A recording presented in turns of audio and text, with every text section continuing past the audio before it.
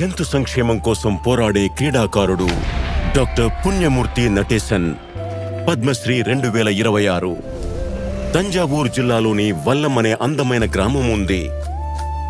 1960లలో ఒక వ్యవసాయ కుటుంబంలో ఒక బాలుడు పెరిగాడు. అతనికి స్పోర్ట్స్ అంటే ఎంతో ఇష్టం. అథ్లెటిక్స్ మరియు హాకీలో ఒక తారగా వెలుగొందడం అతనికి కల. ఆ కుటుంబంలో కళాశాలకు వెళ్లిన మొదటి వ్యక్తి అతనే. తన తాతగారికి ఎంతో సన్నిహితంగా ఉండేవాడు.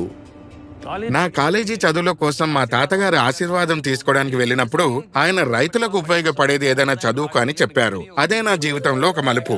ఆ సమయంలో నాకు BSc అగ్రికల్చర్ మాత్రమే తెలుసు. పశువైద్య శాస్త్రం గురించి ఏమీ తెలియదు.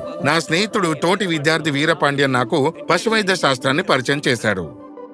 1970ల మధ్యలో యువ పుణ్యమూర్తి మద్రాసు వెటనరీ కాలేజీలో చేరారు. అతను విద్యాపరంగానే కాకుండా వరుసగా 2 ఏళ్ల పాటు కళాశాల క్రీడల ఛాంపియన్గా కూడా నిలిచారు. కొన్నేళ్ల తరువాత ఆయన ఎరోడ్లోని కృషి విజ్ఞాన్ కేంద్రంలో సేవలందించారు. అక్కడ జరిగిన ఒక సంఘటన ఆయన ఆలోచన ధోరణిని మార్చింది.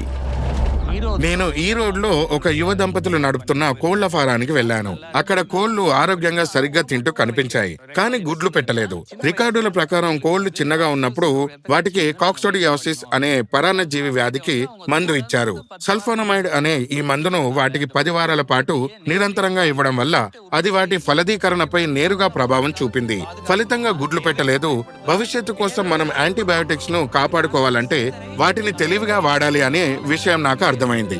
ప్లాంట్ ఇంటెలిజెన్స్ అనే భావనను అర్థం చేసుకున్న డాక్టర్ పుణ్యమూర్తి జంతువులలో వ్యాధులను నివారణకు చికిత్స చేయడానికి ఔషధ మొక్కలను ఉపయోగించడం ప్రారంభించారు. ఈ విధంగా ఆయన ప్రకృతిలోని పదార్థాలను ఉపయోగించి చేసే పశువైద్య సంరక్షణ ఆయన ఎథ్నో వెటర్నరీని రూపొందించి ధృవీకరించారు. పశువుల యజమానులకు మాస్టిటిస్ అనేది ఒక ముఖ్యమైన ఖర్చుతో కూడుకున్న వ్యాధి.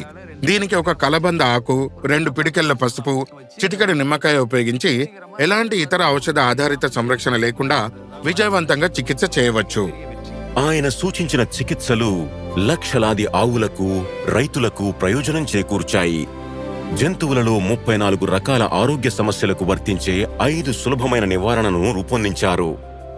పశువైద్యునిగా శుభ్రమైన పాలు, గుడ్లు, మాంసం అందించడం ఎంత ముఖ్యమో, నేల ఆరోగ్యాన్ని కాపాడడానికి శుభ్రమైన పేడ, మూత్రాన్ని అందించడం అంతే ముఖ్యం.